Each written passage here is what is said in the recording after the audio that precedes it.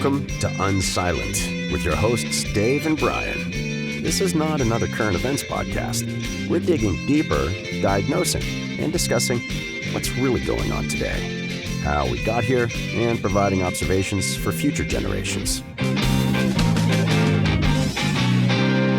Welcome to Unsilent. We're Brian and Dave. We're hoping you'll let us know where we got it right and where you think we completely missed the point, which you can do by visiting our social channels such as unsilentpodcast.com or Rumble or a variety of different places.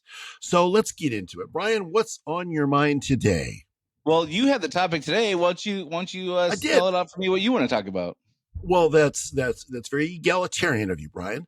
So awesome. And one day you can tell me what that word means, and I'll be either flattered or offended. That'll be awesome. Okay. Well, I just looked it up this morning. So, one of the things that people argue about in our society, in an unraveling society, I think in general, is what people have a right to and what that even means. What do rights mean?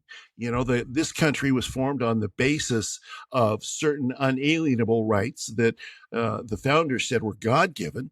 But today we're told that people have rights to all sorts of things that were not rights in the past. So, for instance, a blast from the past a few years back was, do you have a right to health care?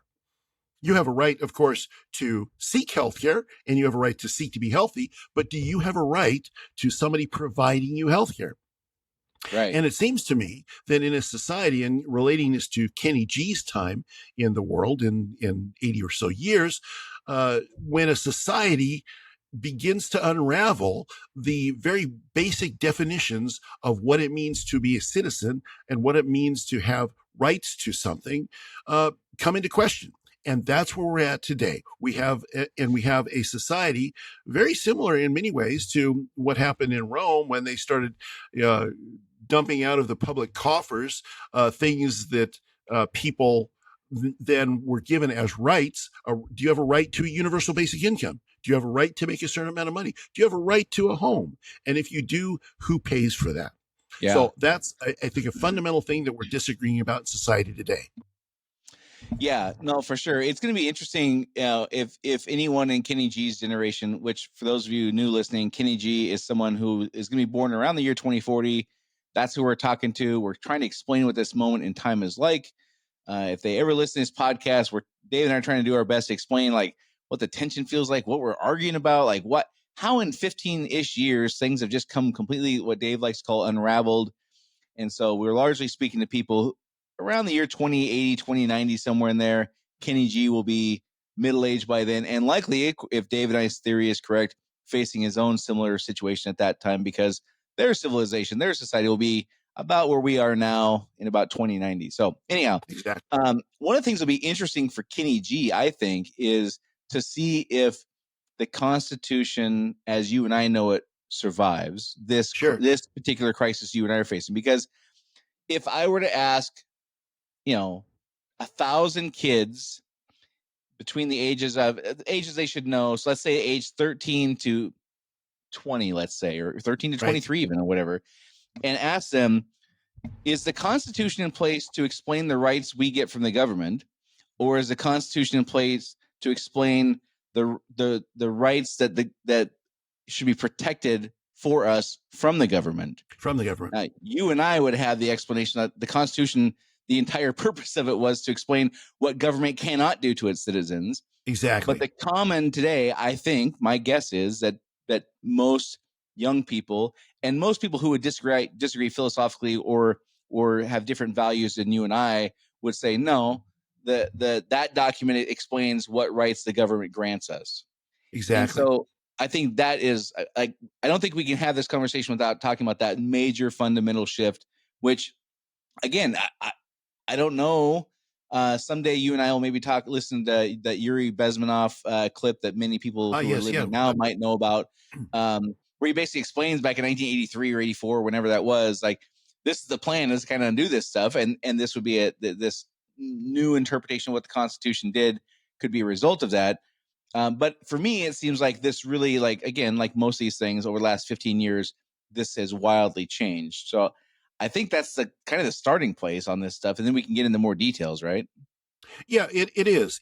And so I think if you go back to the founders, as you said, the Constitution, the Declaration and the Constitution talk about people having unalienable rights, certain things that cannot be taken away from them, that are in constitutional language are given to them by God, by Yeah. virtue of being a created human being. You have certain Yeah. things that are inherent in you. So one of the differences between the two scenarios that you outlined there, Brian, is in one case, it's it's something that is inherent in being a person. In other words, I'm Yeah. born with these things. Nobody has to give them to me. So government doesn't have to give them to me. No other person has to give them to me. They're mine by virtue of my existence. So that's an Right. unalienable right, as opposed to this idea that there is a little g that's in charge of it. So there's the big G God, who Yep. by virtue of creation grants us rights, and makes it part of our being. And there's this little G government that some people would determine is the grantor of certain rights. In other words, you have the right to certain things from the government, or you have the right that the Yeah. government will enforce by force, that other people have to then do for you. So there's Yeah. the there's one fundamental disagreement. There's several, but there's one fundamental disagreement right there. Yeah, and you would know this better than me because you're much more in tune to more things abroad. But on the globe now, I don't know of any other governments than ours where their founding documents specifically say things the government cannot do. Right. It's most other governments, including countries like the UK, England, Ireland, like they've been around for a long time, are a list of things that citizens are permitted to do. Right. But the government is the ultimate say so. And that is part of when I go on and on and on, and people who have been listening for a while may be tired of me talking about values a lot, but I think this is the fundamental difference is, do I value freedom and what we used to call liberty back before I was born, and independence? Do I prioritize that, or do I want to be taken care of? Do I want comfort? Do I want to be safe? And those two things, like if you want to be safe, like go to a place like what's the common one in South America now that's kind of collapsed, that not Argentina, the other one is Venezuela. You go to Venezuela. Yeah. Venezuela and they promise lots of things, like they're going to comfort you, and Yeah. then led to revolution.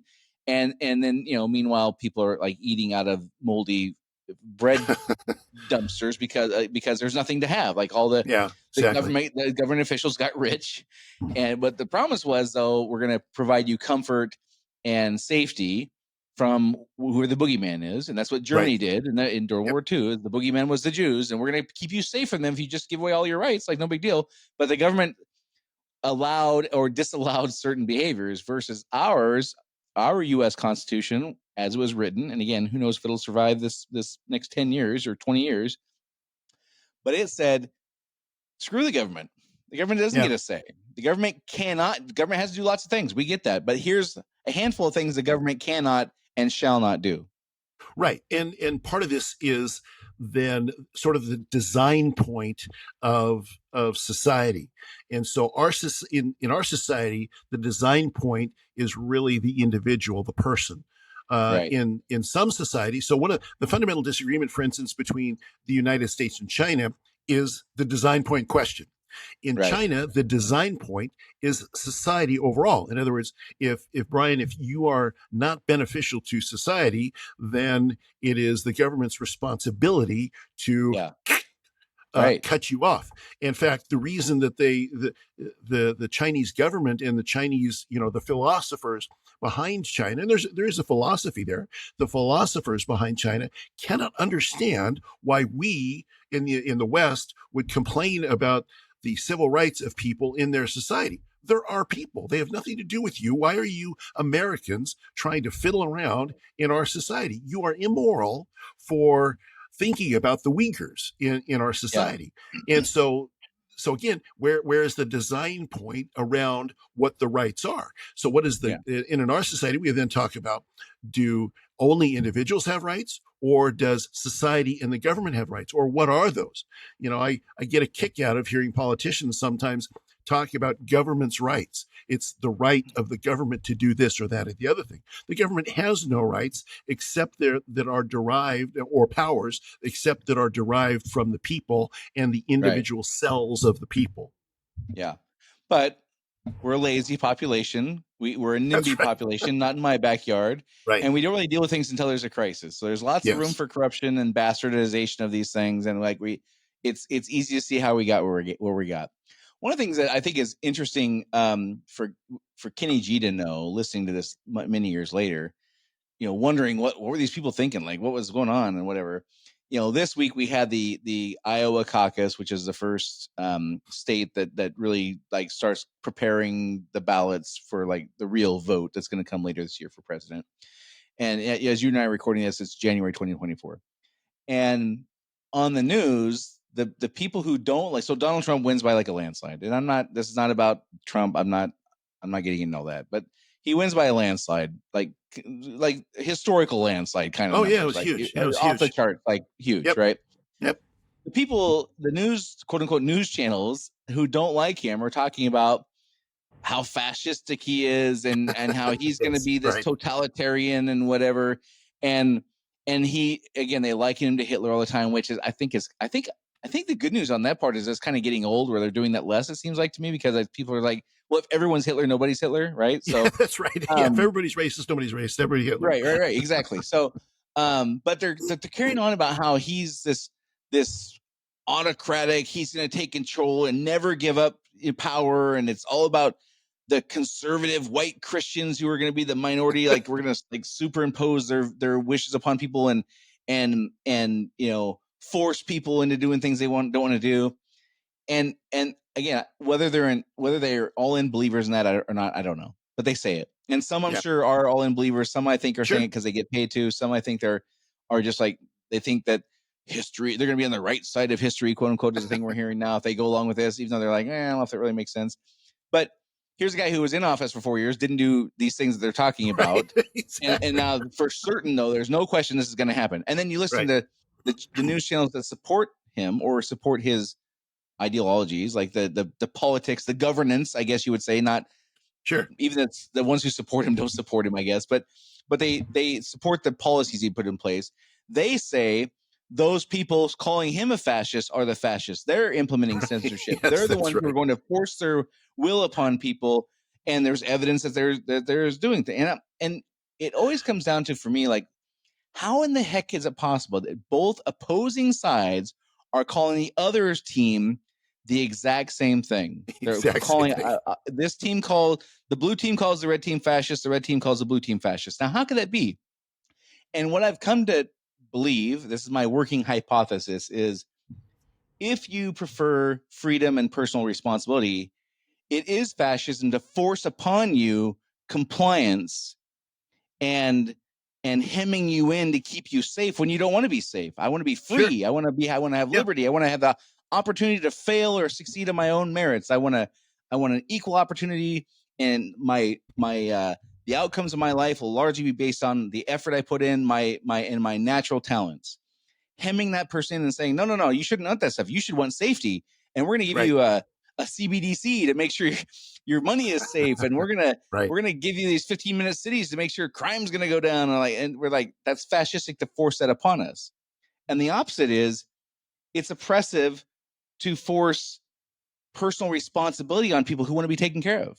That's right, and that's really back to that idea of what is your right? Is your right the right to be free to determine your own future, or is your right the right to have a positive outcome to your life without necessarily responsibility for the inputs, for most of the inputs into your life? Do you have a right to, and that's where, we've got this idea of universal basic income, this idea that you're, in a free society, everybody should have money regardless, because they got to buy food.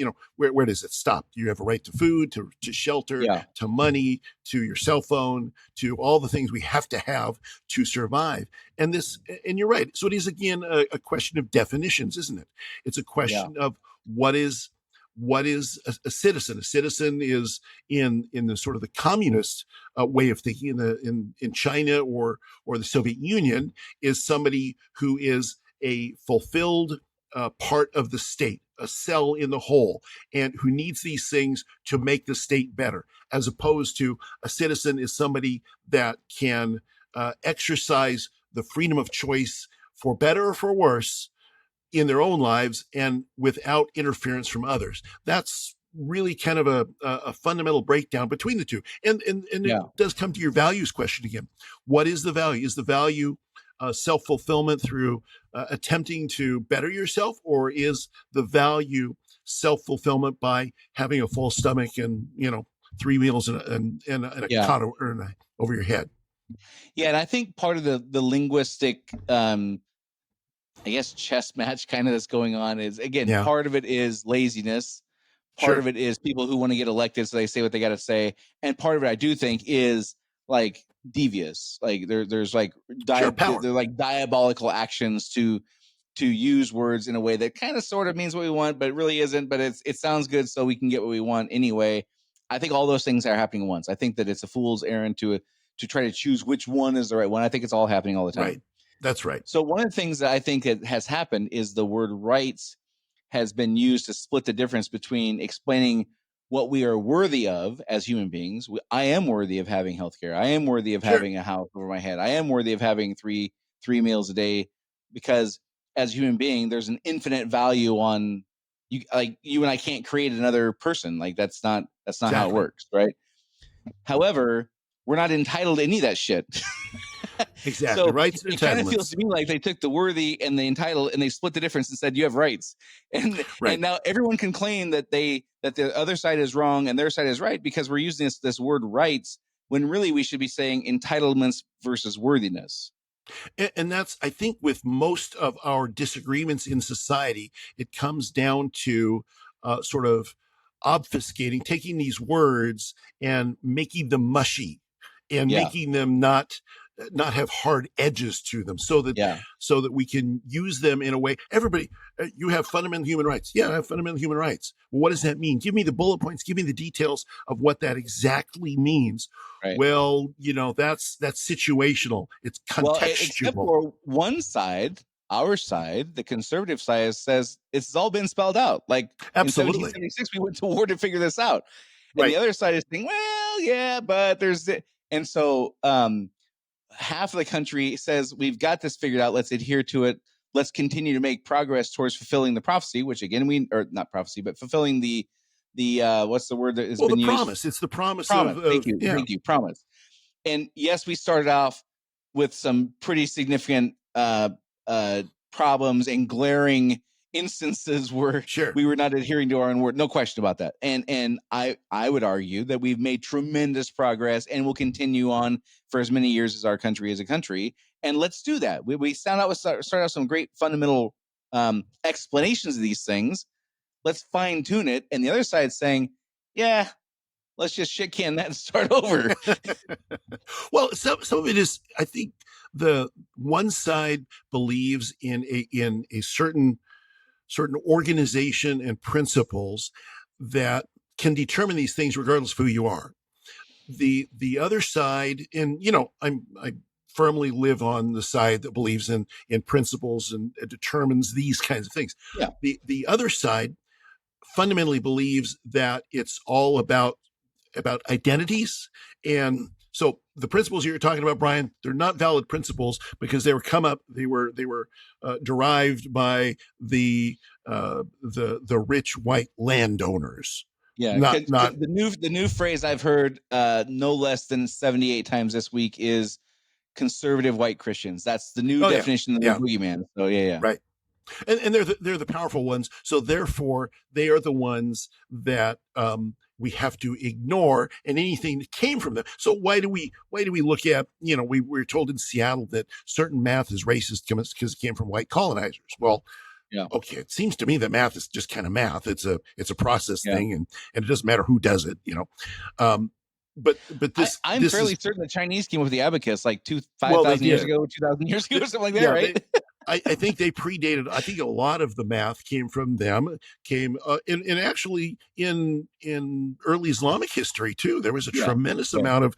I think they came up with calculus before Isaac Newton ever figured it out. So Yeah, these are fundamental things. and forgive me for derailing this. I'm sorry for cutting off and derailing this, but weren't like the letter when you and I write the number 12, isn't that an Arabic number? That's an Arabic. Those are Arabic symbols, are they not? Right. And so yes, and so it's too simple to then just pigeonhole it in these identitarian kind of ways that we do. But that's back to your previous point of sort of the deviousness of this and the power seeking of this. Because if somebody can say that you as a part of this group have no ability to define anything to even talk about this stuff, well, you're not a woman, Brian, so you can't talk about reproductive rights, Right. or you're not you can't talk about racial justice and equity because you're a pale white guy. So Yeah. if we do that, then you have the ability to really carve off power and push things in that does lead to this sort of dissolution of society that we have now around identity as opposed to around principles. And that's the problem then with language, and the language gets defined by identity. There's certain things that I can't say that other people can say just because of who they are. Yeah. Well, first of all, how dare you assume that I'm not a woman? Okay, so let's get that on the table. Like, what? Wait a minute. Define that term. Wildly inappropriate of you to take such a leap like that. But I'll move past that just because we're short on time today. Well, that's good. I don't know that I think that the other quote unquote the other side, like you and I are not bashful about saying we have a conservative bend on our bias is conservative. Yes, like we absolutely. have traditional Judeo-Christian values, and that's the kind of lens we look through. Yep. I don't know that I would agree that the other side doesn't have principles. I think they have very different principles, which again would go back to me. Like they focus on everyone getting the same outcome. We focus on everyone having the same opportunity. You can't play the game Monopoly in a Kenny G if you don't know what Monopoly is. Like you got to go to the history store and find Monopoly. At least play one time. Don't take anyone you like because you're going to hate them after 4 hours, right? But you and I can't play the same game of Monopoly if you're playing by a set of rules where we all have the same amount of money at the end of the 4 hours, and I'm playing by a set of rules where the person with the most money wins. Right. We're not playing the same game of Monopoly, and that's what's happening right now. Is we're this language adjustments that are being made. These language adjustments are to accommodate for we're playing two different games on the same board, right? Does that make sense? It does, and this is Lincoln even quoted, "A house divided against itself cannot stand." Yeah. And so, how can a society that has a fundamental disagreement on what human rights are, on what a right is in the first place, or what the rules are, or how can that society survive? If we look at many societies over history, as those things changed, as there became this dissolution of agreement on what those basic things are, that's when they collapse. And this is this cyclical thing that I don't know how it's going to look for Kenny G, but it's probably going to come down to something similar to that there is a fundamental disagreement of things that were the bedrock foundations of what it used to be, of what everybody agreed on. And that's when the society collapses. Right. And again, what we're arguing over so far is we're still kind of dancing around these things. We're still not, like, one side will say the other side, they're just bad, they're evil, they're this or that. And we haven't really acknowledged yet, at least publicly that I know of, that it's not bad. It's just they have different things that they're aiming for. They want they want an equal outcome. So let's just start with that. They want everyone to have the same. Now, again, going back to my earlier thesis that some are all in and really believe that, I think that there's people who really do think that they can create a utopian society where everyone can have the same outcome. I think there's people who are just going along because their friends do it. I think there's people who are going along because they get paid to go along. And I think there's people who are deviously behind the scenes saying, if we can get these morons to do this, I can become filthy rich. Like the guy who took over Venezuela. The president went from being, a 10,000-aire to a billionaire or whatever Right. the leap was. It was significant, and his Right. daughter became like the second richest person in the country or whatever. Meanwhile, the people went from being in a flourishing country to living off of food lines, but the promise was they would have that utopian everyone has the same outcome thing. So again, I think that is their aim, and so anything that's not aiming towards that is fascistic. And any rights that you would suppose to have, if you don't agree with that, are ill-gotten or incorrectly conceived rights. And for us, we say, if you're trying to hem me in and trying to make me safe and give me your CBDC so I can't go buy $63 worth of whatever that you shouldn't know about because none of your damn business. And they're saying, no, you're going to do this because we want to be able to control and make sure everybody has the same outcome, then I'm saying you're infringing upon my rights, but they don't recognize those as rights because they're playing a different game of Monopoly. And I think yes, that's right. And I think that what we end up with is a situation where they believe that this utopian vision will bring about the end that they want. I think you could take, let's just set aside the sort of the money grabbers and the charlatans and the people that have nefarious means, because they're on both sides. There are Sure. plenty of people. There's bad capitalists back in the day too. There's exactly. Bad commies, bad capitalists. We'll just shave those off and set them aside. So I think where you could in a more functional society, where you could gain enough agreement and have an actual discussion, is when you say, look, you think that by having a strong central government that tells you everything to do, that you're going to get to more human flourishing. I tell you that having that scenario has never led to more human flourishing. So I tell you, and this is the conversation I have with my friends on the left, is I say, look, this outcome that you're looking for, less poverty, or you're looking for less famine, more people eating, more people having security, all of these positive good, because I agree with all those things you want. I'm just telling you that the way that you're going to get there is not the way you think you're going to get there. But history tells us the way you're going to get there is by the things that now it sounds like I'm going to be the dictator. So I have no plans to be dictator my first. Not this election, but next. You'll be on the ballot to be czar. Yeah, well, and I'll only be a dictator the first day. Never mind. Inside joke, Kenny G. Sorry, buddy. Go back and look it up, and you'll see the controversy of the day. But the point is that I think the majority of people would end up, if they had this conversation, saying, yeah, we do want the same things, we just disagree about the means. And what happens in a dysfunctional society, we used to be able to have these discussions. We used to have the discussions on, does more freedom lead to more human flourishing, or does more regulation lead to more human flourishing? Right. And then we shaved off the edges to get to a society that wasn't perfect, but it sort of worked. But now, if you have these disagreements, both sides, to your point, both sides say that your methodology and what you want makes you Hitlerian, it makes you Stalin-esque, it makes you Mao-esque. And so there cannot be a discussion because we disagree on such a fundamental level that we can't ever get to the fact that we do agree in the end on some of the outcomes. Yeah. That's a tragedy. No, I agree. And I, so what are some of the ways that you're seeing like these positive rights versus negative rights? So I'm imagining when you say something like that, a positive, I won't imagine. You just tell me when you say these less, like we're talking pretty grand ideas now, big picture stuff. What are the more smaller positive versus negative rights that come to mind for you as you're thinking through this? So in those terms are philosophical, philosophers have debated positive rights versus negative rights for a long time. So the idea behind a negative right is, first of all, it's something that cannot infringe upon me as an individual, cannot infringe on things that it can't impede me from living my life. A positive, and none of my rights, properly understood in the founders in their documents, talked about positive rights. The government can't do this. The government can't do that. Other people can't do this. So I have a right not to be murdered. That doesn't require anybody to do anything except to leave me alone. So I have a right. Positive right or negative right? That's a negative right. That's a negative right. So a positive right is I have a right to food. Okay, so I have a right to food. Now, who then has to provide me that food?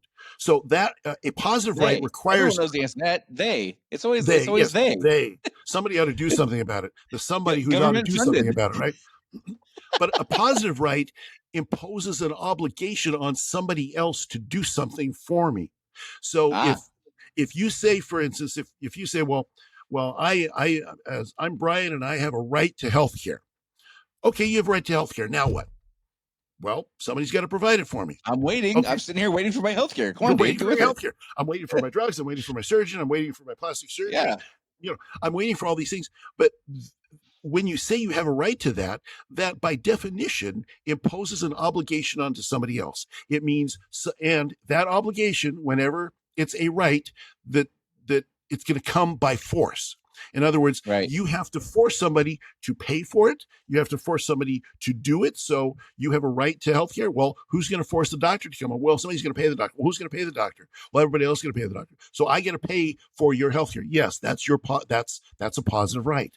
So that's the definition. That's the difference between negative and positive rights. Obligations on somebody else. This one you're explaining with the healthcare, I think, is a great little microcosm of the big picture stuff. So if I were to take the word right out and plug in worthy, instead of saying I have a right to healthcare, and I say I'm worthy of having healthcare, the next obvious question is, well, whose responsibility is it to take care of this? And you and I would say, well, duh, it's my responsibility. Now, if the government does it for me, that's great. If the employer does it for me, that's great. If they don't, though, it's still my responsibility. Correct. Versus other folks would say, no, it's their responsibility. And if they don't do what I think they are responsible for, I'm going to tantrum or strike or burn the buildings down or otherwise, call them a racist or whatever. Right. And I know I'm biased in how I'm explaining this, Kenny G. That's why I'm doing this, is because explain my bias and how guys like me feel like the world I grew up in is going away. That's the point of this. So I'm aware I'm biased, and I'm aware I'm making it sound like my side is right and the other side is wrong. And that's partially intentional. It's partially just how I think. Like, I have a responsibility to take care of me and my family. I am absolutely worthy, as are they, of having healthcare. Right. But it's my responsibility versus the other side playing the other Monopoly game says, you have a right to this, and therefore it shall be. And where the money comes from is not my problem. Right. Well, actually, the money thing is always an easy solution. You just raise taxes on the billionaires, and all the problems go away. Just print billionaires will pay for it. Yeah. Well, and you see, this is where the two rights come into conflict as well. So you have a right to health care. Okay, well, somebody's got to pay for it. Well, I have a right. I have a negative right. To not have my money taken away from me. I did the work. I got this money. It's mine. You don't have a right to take it away from me to pay for your health care. Now, we all and this is where, well, what do you mean? You're not going to pay taxes? Well, we all have, this is where you get into the social compact. So I'm fond of saying, for instance, that taxes are a necessary evil. Taxes are evil. I argue this all the time. Taxes are evil, but they're necessary. And so therefore, you should minimize the necessary evils as much as possible, because I have a right to keep what my hands and my intellect and my time expenditures, I have a right to keep that. But I agree to a certain level of necessary evil to keep society going. And so this is where, I'm not an anarchist. An anarchist would say, no, there's no place for taxes or for government or for any imposition of responsibility to the whole. So the individual has no responsibility to the whole. Well, no, see, I don't think that's true. I think you have a community, and I think we come together in community and we agree to some level of responsibility that we're going to contribute dollars and time and effort. And, so, but that's where in my opinion, taxes are an exchange. I'm hiring the government to do things I don't want to do. That's right. And I don't have the capability of doing it on my own. Road. I don't want to build F-16s. I don't want to, I'm not capable of doing many of those things.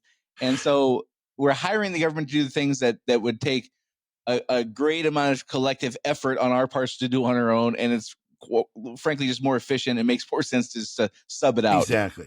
And it's really, I mean, to a great extent, we're just pooling our resources, and we're putting something in place to do that for us. Now, what part of the problem that's happened, however, is we made the government a separate thing.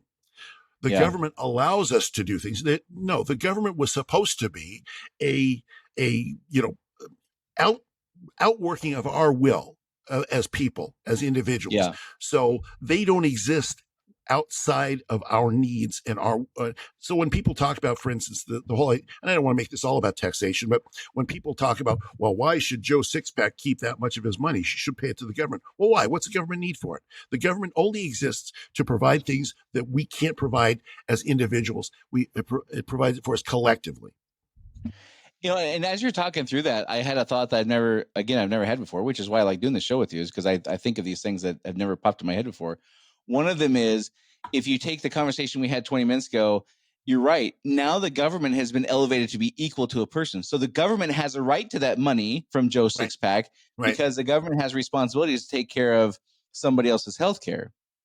And the government is now on equal footing with the people, which was exactly the opposite of the intention of the founding documents of this country, was to say, no, the government is not equal to, it's certainly not superior to, but it's not equal to even. It's the people are the superior ones. The people are the ones whose needs are met first and foremost, and the government needs to work within those confines.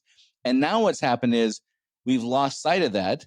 And now the government has a right to that money, because the people who want the free healthcare, it's government funded. Right. We don't even use words like taxpayer funded anymore. Like even 40 years ago, that was a common thing. Like, no, these are taxpayer funded programs. These entitlements are taxpayer funded. And that's gone away now, where they're government funded, where I literally have a friend who had a daughter a couple years ago, was in like third year of college. I'm probably gonna get the story wrong like usual, but the third year college or something like that. And was having disagreements with the parents about who should pay for what and things like that, and healthcare and all this kind of stuff. And the child said, well, I should just get healthcare. It's free. It's from the government. And the parents had to say, where do you think the money from the government comes from? And the kid didn't know off the top of her head. Now, it didn't take her very many minutes to do the math and figure it out, but it wasn't like a top of mind, like, of course, government money is not really government money. It's been extracted from somebody else and put in a pool to be distributed to other people based upon what unelected bureaucrats deem worthy of getting the money. And see, I'll disagree with one thing you said. Where we're at right now is government isn't equal to the people. That's where we were 20 years ago. So I would say in the 60s, 70s, 80s, government, it thought of itself as a servant of the people, public servants, all the way. But I'd say probably 20 years ago, government raised in its stature to be equal with the people. Now we look at it, well, we should go ask the government for this. The government has become the godfather, if you will, of all this. And we look at it to solve all our problems and to grant all of our rights. And that's a dysfunctional society.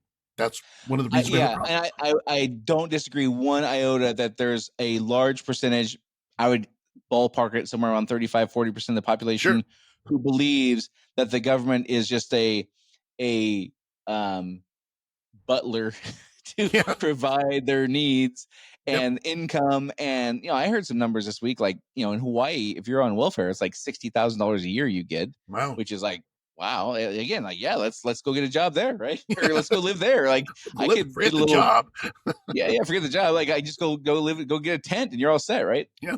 You got tons of money to eat. Anyhow, there are people who no doubt see the government as a cash machine. Yeah. And then there's people like you and I who see the government as a necessary evil, again, that should be hemmed in and contained. So, because we know that once they hit a certain size, any organization's sole primary focus becomes self-preservation. And over time that just, if we don't control it, it'll just grow crazy like a mold. Well, primarily has. And that's part of the reason that this definition of rights becomes important. Yeah. Because if you define getting stuff, if you have a right to get stuff, there's got to be somebody to give you that stuff. There's nobody else to give you all that stuff except for a massively powerful central government. And it really has accelerated in our time. And this is where sort of crisis comes in. Don't ever let a good crisis go to waste. The crisis of the COVID era where government just started taking a fire hose from the treasury and spewing money all over society, people started to get it in their mind at that point that, wow, if there's a problem, government's just going to solve it by, giving us tens of thousands of hundreds of thousands of dollars and spread it all over society. And that really perverted, if government already wasn't daddy for us, government became daddy when that happened. Yeah, the COVID thing, I would say for sure, really recalibrated people's understanding of what the government subsidies are supposed to, and who has rights to government subsidies, who's worthy of those subsidies, what kinds of situations should cause subsidies to happen.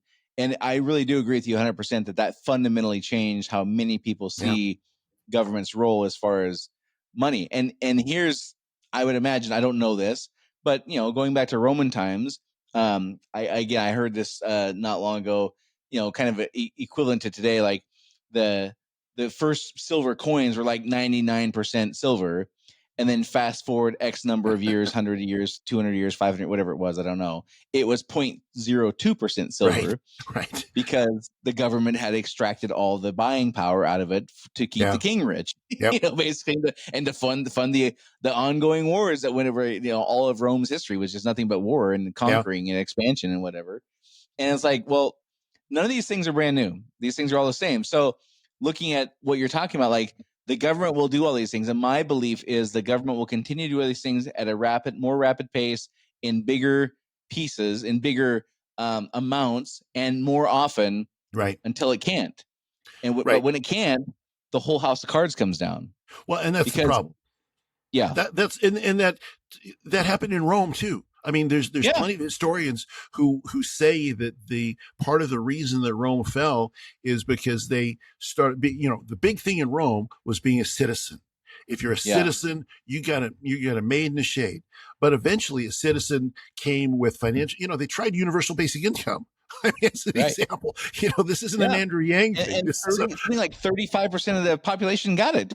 Right. Yeah, exactly. And so there comes a time when math imposes itself to such a degree that you cannot fight it anymore. Now we're in a tough situation though, and that is because in this day and age, if Kenny G reads about us, he'll find out that the United States is the world's reserve currency. So we can, in theory, until the world changes that, if they ever do, all the Earth's debt is denominated, not all of it, but a big chunk of it is denominated in dollars. We can continue to print dollars as often as we want. 2 trillion, 3 trillion. We can just keep doing that. And so we can live a false life believing that's funded by the rest of the world depending on us to keep their debt going.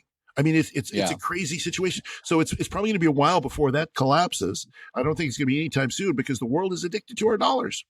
That's more modern day stuff. I'm gonna. I know you and I don't make predictions. I'm gonna make my first prediction to Kenny G. And the good news is I'll be long dead. So if I'm wrong, I'll never know. I'm going to die knowing I was right. And if it turns out not to be the case, I'll never know. It's okay. My prediction is that the U.S. having the reserve currency will at least for a while, I don't know how long, could be still in Kenny G's time, or maybe only happened for 5 years and came back. But there'll be a period between now and then, Kenny G's time, where the U.S. dollar is not the reserve currency of the world. It could be. I think it'll take a very long time for that to happen, though, because all the contracts are written, all 30-year contracts from one country. See, here's what has to happen to make that happen. There has to be a more solid currency than ours. And so I've heard people say, I've heard one of my financial advisors says, we're the cleanest dirty shirt there is. Yeah. That's really the truth. I don't want to get sidetracked on that. You and I can talk about that another time. I would even go so far as to say that I believe that it'll happen in the next 5 to 10 years. I think it's going to happen way faster than we think. But I don't want to get sidetracked on that. That's a whole different topic. We'll do 100. Yeah, and I'll you bet me using gold, and I'll bet you $100 bill. I'm going to use rubles.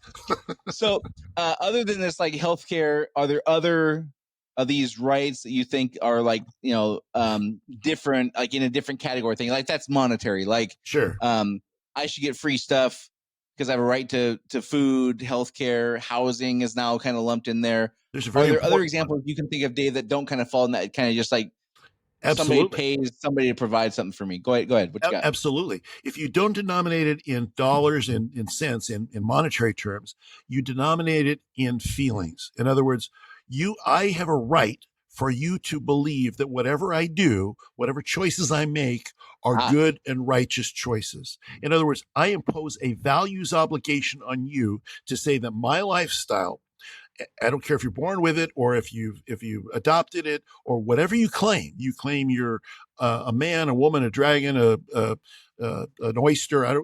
Whatever you claim is equal to what anything else is. And so if you claim that you're a woman, well, trans women are women. So I have a right now to expect you to not only accept my right to say that, but I have a right to expect you to endorse that. That's a positive right because it imposes an obligation. It imposes an obligation on you. It even borderlines on celebrate, not just endorse. Yes, I have a right. Yes, I have a right to expect you to celebrate, not accept. But celebrate, and that is a positive right. That's another example of positive rights. Going back, again, to understand for Kenny G, like the context of this, going back, let's say to 1980, let's just say, the majority of the population probably was not accepting of a gay lifestyle. And then somewhere in the late 80s, even through the AIDS crisis, there was, people became the tolerant, I would say. Yes. And like we'll tolerate this in our society. And then they came to accept it in our society. Right. And then what's the next one after that?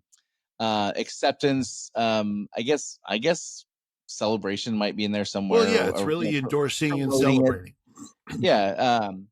And then at some point, like it becomes expected, like this has to be. So if the current trend continued in 10 years, every family would be expected to have a trans person in their family to be in alignment, right? So that's kind of the trajectory that I would imagine that kind of thing goes on.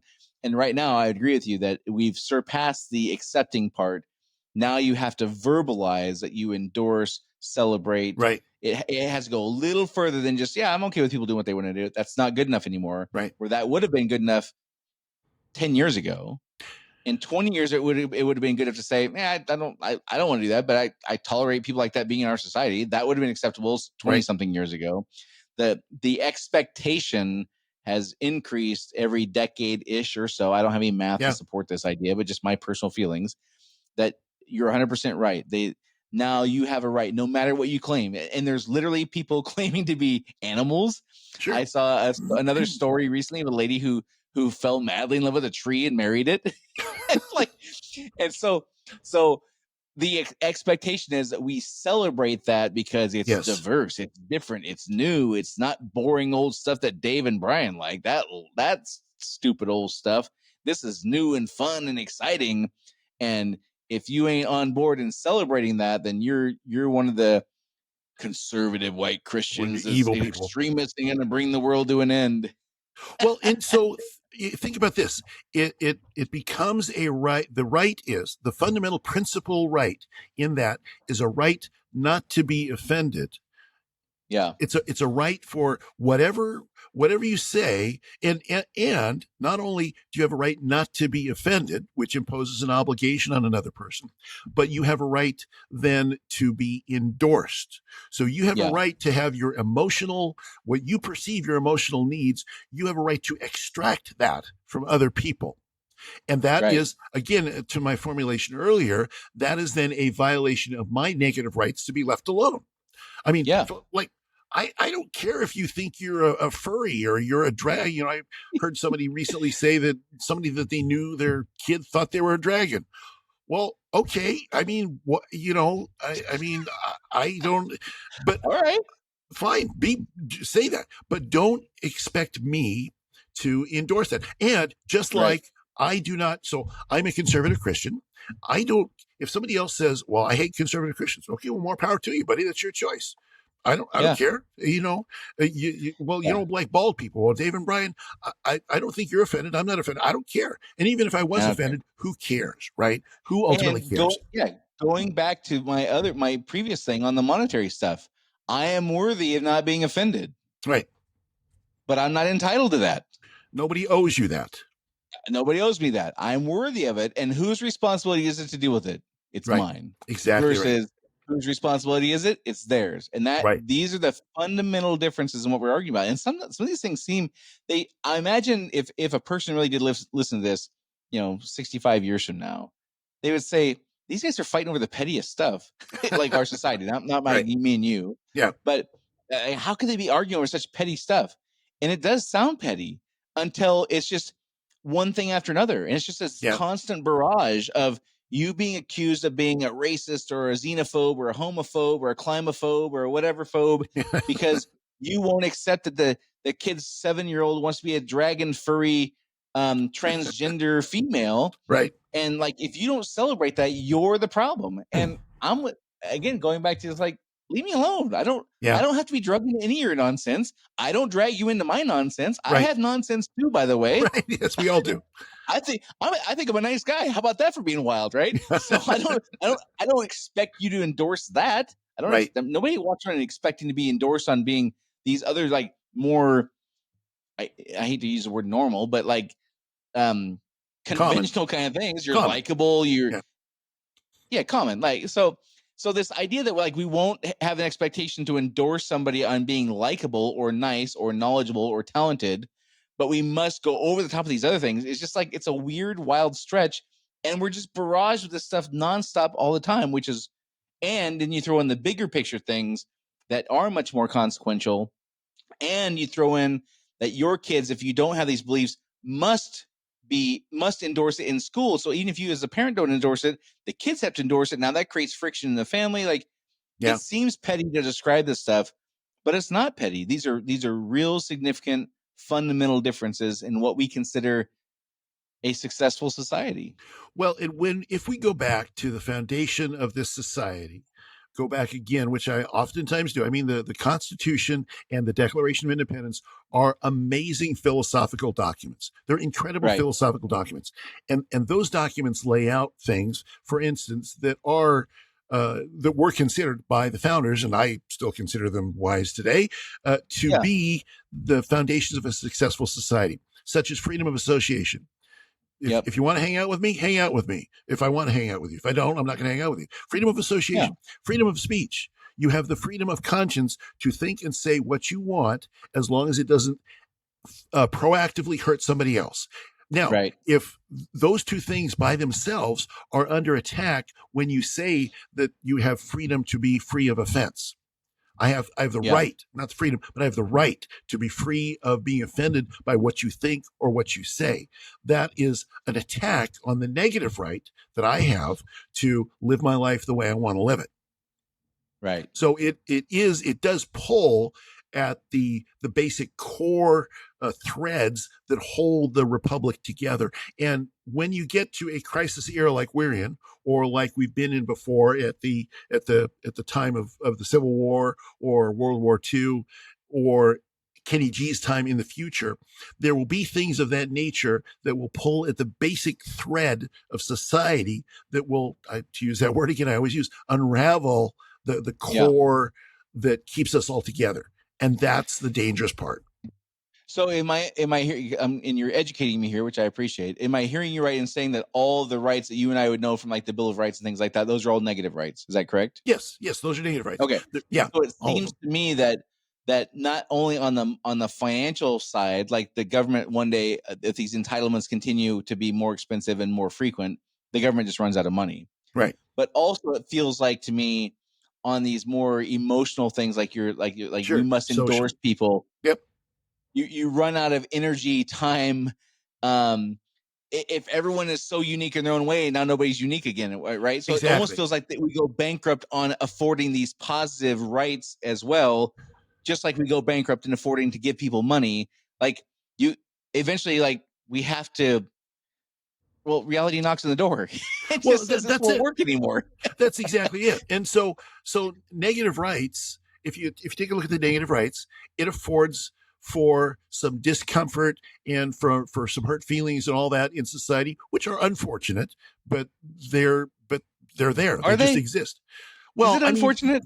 I don't know. Well, I mean, in a utopian world, they wouldn't exist. And so this is where the utopian rights of the positive rights, where everybody feels good about everybody else and everything, that's where that comes into play. But as you said, reality comes knocking at the door. So the question is, which of these realities is going to be more long lasting? Which of these realities comports with the way the actual world works? And so eventually we learn that we cannot push on these impossible things, and we accept things that might have a little bit of discomfort with them, like, well, I don't like the way Brian looks and he doesn't like the way I look, and so, well, that's unfortunate. Well, okay, but we'll get along with it. We'll be okay. So that's where you have to be able to accept reality as it is and have a sort of circumspect view of the universe, I think. Yeah, I think now that you're talking through this, the a cost of having this utopian society where nobody ever has their feelings hurt, a cost, not the cost, a cost of that would be people would starting small businesses. Yes. Because the entire journey of being a small business owner is getting kicked in the teeth over and over again. Right. And I'm not just like, I'm kind of making a joke about it, but I'm not also meaning if people gave up when there was discomfort, they would literally be in business for a week or two, and that would be it. And if the goal became to get the society to mold to this notion that discomfort is bad, there would be, 1 or 3 national plumbing companies. There would be 1 or 3 national marketing companies. There'd be 1 or 3 national book selling companies, and all the little things that we love about the character and the nuance and the fun and the vibe of these small businesses. Honestly, like, now I have a bias as a small business owner currently and previously. But these are the kinds of things that, like, if we give up discomfort, we give up physical health. Yes. If we give up discomfort, we give up longevity in life. If we give up discomfort, we give up education and knowledge. If we give up discomfort, there's tons of costs involved in giving up discomfort. And I love that point, Brian. That's an excellent point. The cost of doing these things. So if you force everybody to endorse everybody, you give up creativity. You give up, we talked about this 2 episodes ago or 3 episodes ago. If you force everybody for there to be nothing said that gives up offense, you give up comedy, you give up humor, you give up laughter. Yeah. You give up, for the cost of any of these things that we're talking about, means you give up something even more fundamental than me feeling good about whatever, being a dragon or whatever it happens to be. You give up something more costly. Which I think is, again, like, these things all sound fantastic right up until you add in human nature. Yes, that's right. Right. And so, for example, if the goal becomes to acknowledge and endorse and celebrate everyone's unique ability, well, then nobody's unique anymore. That's right. And we actually give up each of our uniqueness and acknowledgement of our abilities, because everyone has to have that. Yeah. And so if you are truly remarkable, you don't get acknowledged for that anymore. Exactly right. And that would be a logical how that would play out a cost of, if everyone is exceptional, then nobody's exceptional. If everyone's remarkable, then nobody's remarkable. If everybody's worthy of being celebrated, then nobody's worthy of being celebrated. Yep. If everybody wins, everybody loses. Yeah, if everybody's a winner, then nobody's a winner. Yeah, so therefore everybody loses. You take it to the ultimate degree. Whatever you're trying, and and this is true of any time you try to contradict the universe, eventually it comes back to bite you in the butt. So you accomplish the exact opposite that you wanted to accomplish. If everything is plain, then the entire world is just in black and white, and it's a hellscape. You don't want to live in it. Yeah. Well, the most important thing we established today, I think, is that I will die being right, and if I'm wrong, I'll be proven long after I'm dead, and it won't matter. So that's the most important thing. Exactly. I'll go with that. Right. All right. Well, like Dave said earlier, go to unsilentpodcast.com. We really would like to hear your opinion about stuff. We want to know where you think we are properly assessing and articulating what this moment in time feels like to somebody living in the future. We'd love to know where we're missing it from your point of view. If you're like, you guys are full of crap, that's not what this feels like, we would love for you to chime in, which a great place to do that would be our Rumble channel. You can watch this video. There's a great comment section there. That's probably the best place to do it, is just to comment on the video. Love to hear your thoughts. We really want to accurately portray what this moment in time is like for folks living in the future, as they will no doubt come back and wonder what in the hell was going on at that time. And Dave and I do our best to present our point of view, of course, but that's not the full story by any stretch. We'd love to hear what you guys think. So don't forget to do that. Go to unsilentpodcast.com, rumble.com. Check out our channel there. It's just the Unsilent Podcast on Rumble. Easy to find there. Until next time, this is Dave and Brian signing off. See you next week. Do you want to be unsilent? Make your voice heard on our social media channels and share where you think we got it right or wrong. Go to unsilentpodcast.com for social links so you can join the discussion.